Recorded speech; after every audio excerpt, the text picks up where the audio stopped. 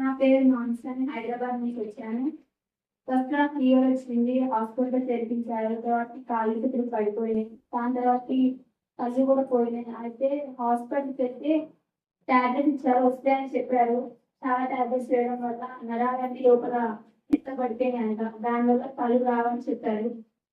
కళ్ళు రావని చెప్పేసరికి ఇప్పుడు బ్యాండ్ హాస్పిటల్కి వెళ్ళిపో, నువ్వు బ్యాండ్ అయిపోతావు, నేను కూడా కనిపించండి 5 days అయితే అని చెప్పారు డాక్టర్స్. దాని తర్వాతకి పాస్టర్ ఫోన్ నెంబర్ ఇస్తే వచ్చాము మేము.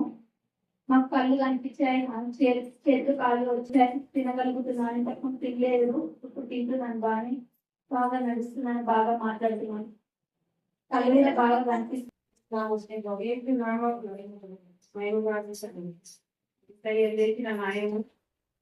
అన్ని ఇక్కడ ఇచ్చిన కానీ మేము ఎక్కడ చూడలేదు.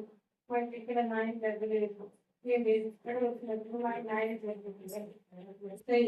మాకు అన్నింటికి నాయన చేస్తుండ్రు. నాకు బండి కొంచెం ఇస్తే తెలుసుకుంటాను. ఎక్కడ పోయినా కానీ మేము ఏ స్థితి ఉంటాడో అడుగులో మాకు దేవుడి చాలా నాయన చేస్తున్నాను. బతికేదని అన్ని దేశాలు 8 లక్షలు ఖర్చు పెట్టినా కానీ నా బిడ్డ బతికేదని చెప్పారు. నా బిడ్డ బతికిన దేవుడు నా నాయన వాడి చెప్పాడు. వీళ్ళు ఏంటంటే గురించి తెలియదు.